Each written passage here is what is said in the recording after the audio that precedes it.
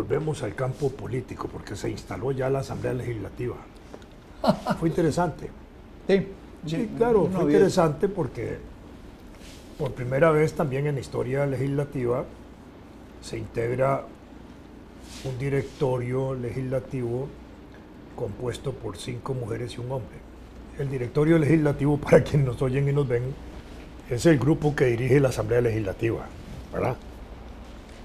De esos 6 puestos, solo hay 2 importantes. El presidente Y el primer secretario. porque es el que en rango constitucional puede llegar a sustituir al presidente de la República en caso de que fallezcan, desaparezcan de su estructura los 2 vicepresidentes. Tuvimos un caso cuando había renunciado Kevin Casas, después renunció Laura Chinchilla, de la administración Óscar Arias, y Óscar Arias sin vicepresidentes tuvo que salir del país, y el presidente de la Asamblea Legislativa en ese momento, Francisco Antonio Pacheco, sustituye al presidente de la República. Eso para entender la importancia del puesto. Por otro lado, el presidente de la Asamblea no solo representa al Poder Legislativo, dirige el debate parlamentario, ¿verdad?, sino que tiene la potestad de integrar las comisiones legislativas, que son 20 y pico, como le dé la gana, así literalmente como le dé la gana. Él puede obviamente decir, tales diputados van para tal comisión, de tal partido, de tal otro, ¿verdad?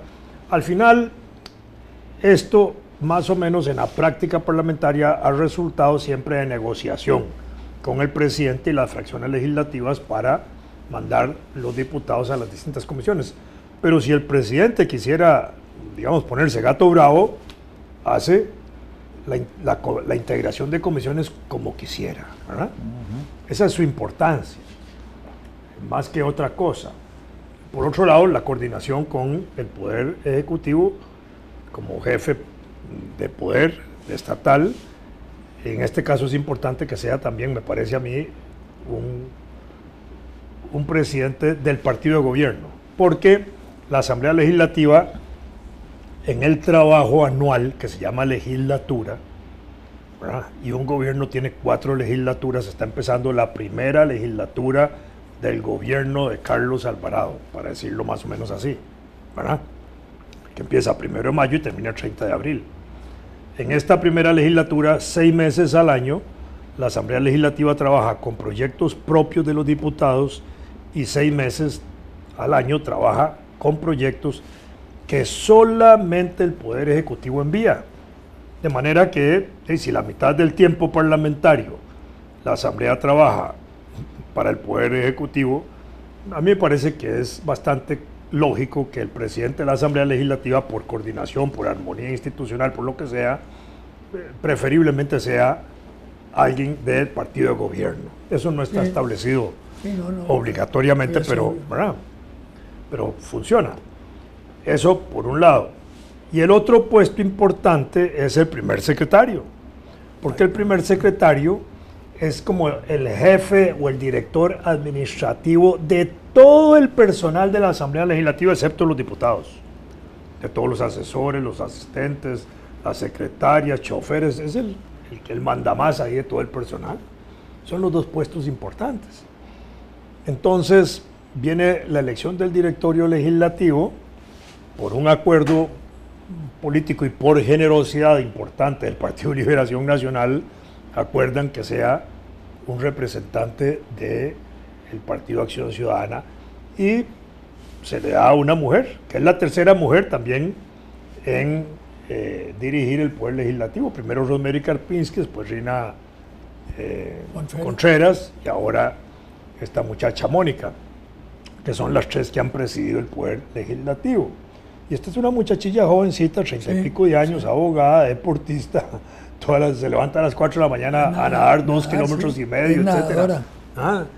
Es interesante, es ciclista además también, en fin, tiene una vida intensa en el campo del deporte, una muchacha bien formada, abogada con 2 maestrías, en fin, tiene, digamos, la capacidad, digamos, para estar al frente del Poder Legislativo, que también podía estarlo sin tener esos títulos, ¿verdad? Porque no es obligatorio, pero esta muchacha los tiene. Entonces, ahí tenemos esos dos puestos importantes. Ahí lo interesante es que, gracias a que el Partido Liberación le da los votos suficientes, esta gana con 35 votos la presidencia. Pero después no le dan ningún otro puesto al Partido Acción Ciudadana. 2 el PUS, 2 Liberación y 1 Restauración Nacional, Sí. que es el partido de Fabricio, que se lo dan a quien era su vicepresidenta, candidata a la vicepresidencia de la República, que también era postulada a diputada y quedó, doña Ivonne. Entonces ahí están ahí representados. Esa es más o menos la integración con un viejo, que es de Liberación Nacional. El hombre ahí representa a Liberación Nacional y además es el más viejo del grupo, ¿verdad? Ahí uno podría pensar, ¿y la igualdad? No es a 3. Se podría presentar algún recurso de inconstitucionalidad, de amparo, de que no se respetó la igualdad de 3-3, porque ahí se puede hacer 3-3. Pero digamos, eso dejémoslo ahí nada más para que se diviertan quienes nos oyen. Oye, A mí me es indiferente que haya más mujeres que hombres ahí, Oye, Vladimir, ¿no es un poco paradójico?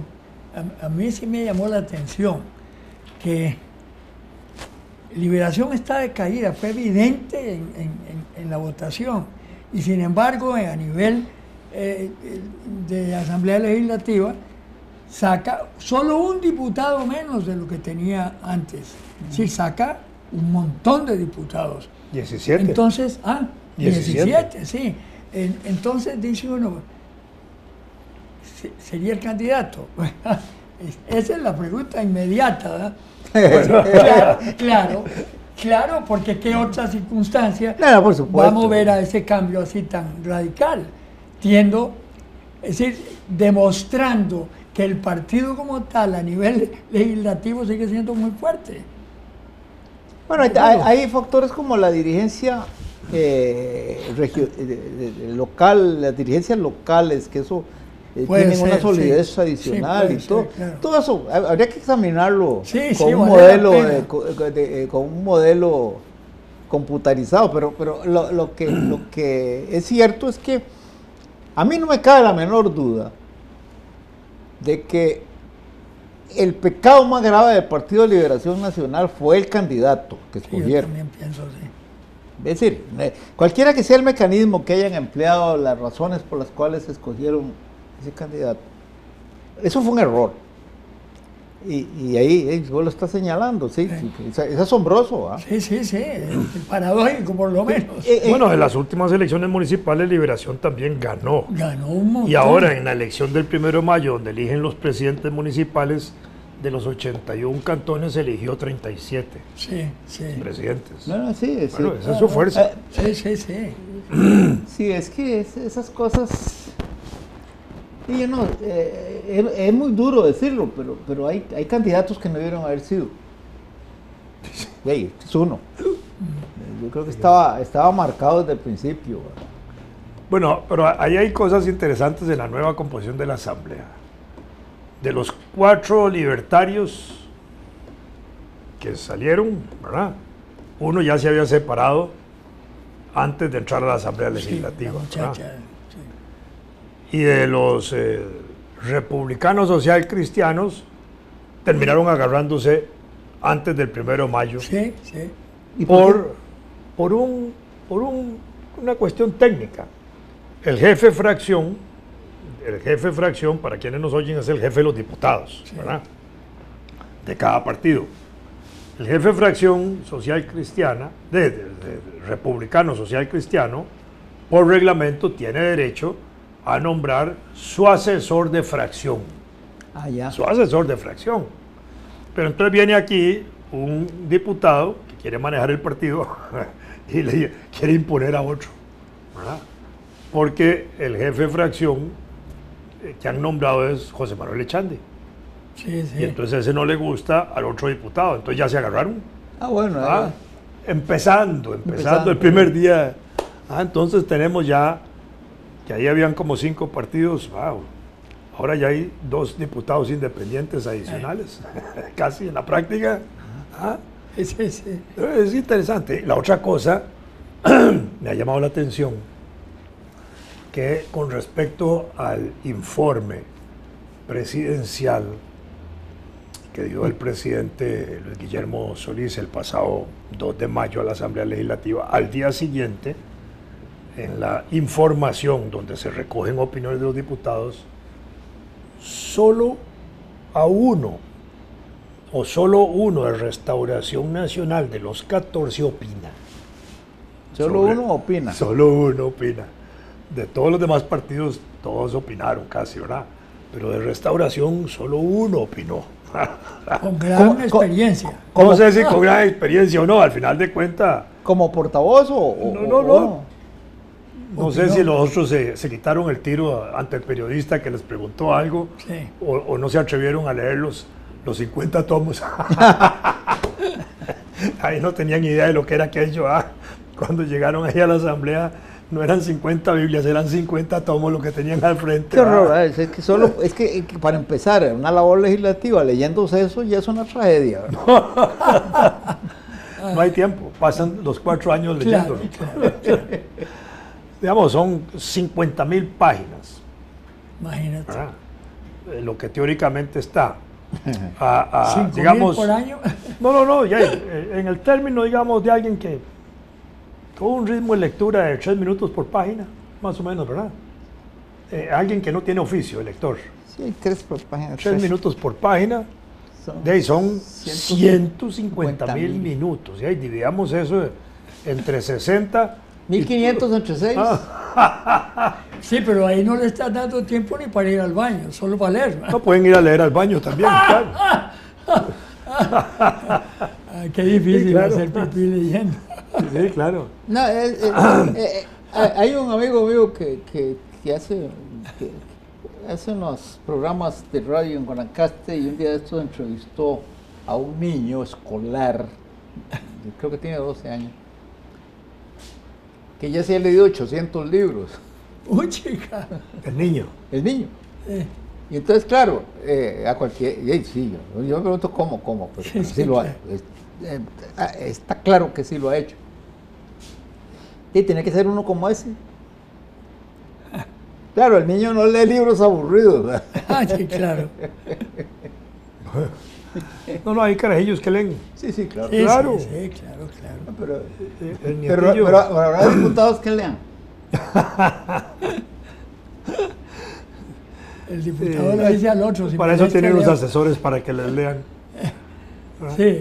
Solo Otón Solís se atrevió públicamente a decirle a los diputados sobre su experiencia parlamentaria reciente. Entonces escribió ahí una nota, sus consejos a los diputados. De un exdiputado, y entonces les dice, hay que leer. Hay que leer los informes, no permitan que se los lean o se los resuman, hay que leer. Pero para eso, dice, hay que llegar, ojalá a las 6 de la mañana, a las 7 de la mañana a la asamblea, cuando uno empieza ya a leerlo sin que nadie lo moleste a uno. Yo pienso, llegarán todos los diputados como Otón a las 7 de la mañana. Me consta en el caso de Otón, porque recientemente, por alguna situación particular, le pedí una audiencia. Entonces me recibió un día feriado en la Asamblea Legislativa a las 8 de la mañana. ¿Verdad? Y él estaba ahí. Sí, claro. Ahora, yo creo que casi en toda función pública hay una imposibilidad material de leer todo lo que se supone que no se puede. Y eso es una experiencia que todos hemos tenido. Llega un momento en que no es posible, a menos que uno sepa leer así transversalmente muchas cosas. Hay informes farragosos, y algunos son deliberadamente farragosos precisamente para que la lectura no suscite ninguna pregunta. Sí, claro. Eso es típico. Claro. Y hay una parte de la correspondencia que se recibe que a veces es nada más de acusar recibo. Tan simple como eso, ¿verdad? Pero a veces tiene que llegar a los escritorios de los jerarcas sin que la filtren. Me cuesta mucho eso, ¿verdad? porque si hay un personal bien preparado para eso, sencillamente pueden pasarle a uno la correspondencia y ya casi con la respuesta.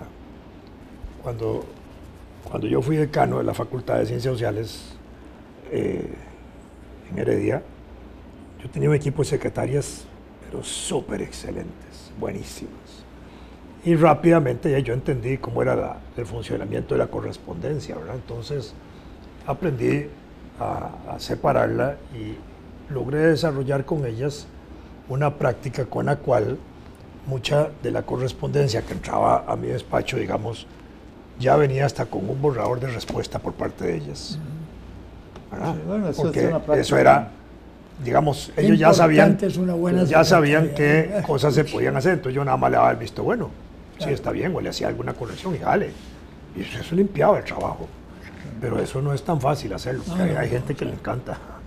Ahora, Usar los papelitos. yo conocí el caso de un ministro de un gobierno de hace muchos años que en la universidad me contó un incidente que le ocurrió a él. Él era ministro y le llegaba mucha correspondencia y él quería ser exhaustivo y responsable. Entonces, un día, tenía un periodo de varios días sin trabajo en la oficina, un asueto o algo así, y él decidió, pidió que una cantidad de correspondencia se la pusieran en una caja grande para llevársela con él para verla en su periodo de descanso. Y entonces la metieron en la cajuela del carro, él se aseguró de que la pusieran y se fue. Resultó que en el camino se detuvo a hacer algunas cosas y siguió. Y finalmente, cuando llegó a hacerse cargo de aquella carga, abre la cajuela y se la habían robado. Entonces, pasó unos días Claro, de angustia. de angustia, ¿verdad? Porque, ¿y ahora qué va? Pero el resultado fue que no pasó nada. Eso fue lo que él me contó. No pasó nada. Entonces uno se pregunta, bueno, en ciertas funciones uno podría hacer eso, de vez en cuando llenar una caja y dejar que se la lleve. Óyeme, ¿no te acordás de aquel diputado que llevaba un muerto en el baúl del equipaje? Ah, sí, ese era de la abuela. Sí. Sí, ¿Tú no te Muerto acuerdas? en el baúl. Un muerto en el baúl del carro. sí, pero es que... Era claro, médico. Bueno. Sí, pero bueno. Aunque sea médico, lleva Sí, un sí, muerto. claro. lo que estaba haciendo No, era ilegalillo, pero él lo transportaba con fines didácticos para el beneficio un de estudiantes estudio. de medicina. ¿Qué? Pero el problema fue que Chocó. yo creo que fue en una bomba de gasolina donde cayeron las sospechas y debe ser muy raro para un operador de una bomba de gasolina darse cuenta de que va un fiambre ahí. Va un muerto. No, pero a veces pasa con ciertas prácticas de laboratorios donde tienen que pasar piezas humanas de un laboratorio a otro, ¿verdad? Sí, y la mandan con un mensajero.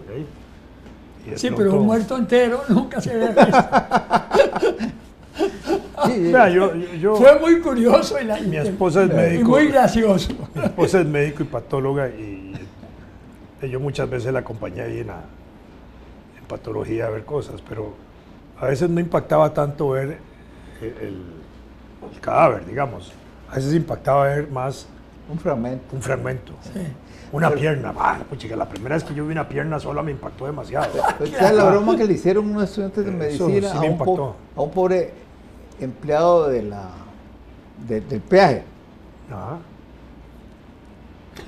Que le extendieron el pago del peaje en la mano en una mano cortada. Claro, era de y entonces el pobre hombre ¿Pero casi quién fue ese? ¡Ey! Un estudiante de medicina, un estudiante de medicina.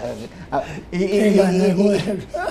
Yo me imagino, yo no sé qué me habría pasado a mí, imagínense. Entonces el pobre hombre cuando agarra la plata, y claro, se agarra con de cierta forma, porque uno siempre retira la mano en el momento. Sí, claro. Pero esa vez no se retiró. Una mano. Qué horror, ¿verdad? Eso debe ser eso es una broma de esas que... Sería bueno asomar una cabeza cortada. ¿Sí?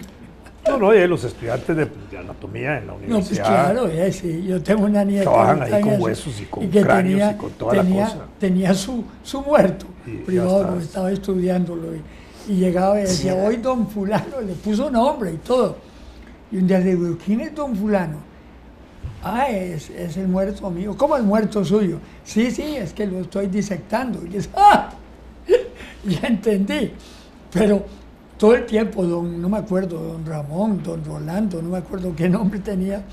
Y ella hablaba con una naturalidad que le iba a cortar la... Yo tenía un periquito Le tenía que cerrar la cabeza. ¿Y cómo? Yo tenía un periquito que quería mucho. Esa cerrada de cabeza es impresionante. Claro que es impresionante. Sí, debe ser... No, bueno, porque no es que cortan atrás más bien el pellejo y lo jalan hacia adelante. Y con una sierra abren, ¿verdad? Para sacar el cerebro, digamos. Sí, Después sí, vuelven claro. a tapar y no pasa nada. Yo tenía un periquito No pasa nada. cuando estaba en la escuela. No, es una maravilla como lo hacen, porque si hay algo extraordinario que yo aprendí acompañando a mi señora es el respeto ¿El qué? el respeto Ah, sí, claro. profundo con que trabajan los técnicos de patología. Sí, definitivamente. Es una cosa así como sagrada, el trabajo que hacen ellos con el cuerpo humano ahí en la sala de disección. Impresionante. Tan impresionante como esto. Les voy a contar una anécdota. Espérate. Cuando vos estabas estudiando Derecho, en Medicina Legal no te llevaron a ver una autopsia. No, ya no llevaban. Ah, bueno, pues a mí me llevaron. Pero bueno, mi Y señora varios me de los llevaba. compañeros Mi se señora, cayeron. mi señora Sí, me sí. llevaba. Bien. Yo le ayudaba a hacer notas. Ella iba dictando, yo le iba tomando en el protocolo las notillas, a veces en las noches. ¿Qué? Pero una anécdota muy bonita, digamos. Un día la hija de un amigo nuestro tenía como 14 años, quería ver una autopsia. Entonces, mi esposa pidió la autorización al doctor Rodolfo Céspedes, que era el jefe. Entonces, autorizó, ¿verdad? Para que llegara la muchachilla y llegó con una primita de ella, ¿verdad? Por supuesto que fueron ahí a la sala de disección de patología primero se pusieron así como a distancia, 5 o 6 metros del muerto. cuerpo y del técnico, ¿verdad? Ya después fueron así dándole vueltas y vueltas hasta que se acercaron a ver todo el proceso. Termina Jaime, era el técnico, y abre el cuerpo, saca la bolsa de órganos, la separan y empieza a limpiar el cuerpo, ¿verdad? Y después prepara el cuerpo y empieza a coserlo, y a lavarlo, y se queda la mocosilla esta y dice, ay, don Jaime, usted sí que cose bien, usted debería ser sastre. Qué- Ah, bueno. Y yo veía aquella escena y aquel hombre ahí, lo más serio, con el cuidado con que limpiaba el cadáver, lo preparaba. Debía ser sastre. Sí, porque además lo preparan y todo y queda perfecto. Tenemos que Además, bien para aterrizar, entregarlo. pero no sobre un cadáver, ¿verdad? Ok, bien.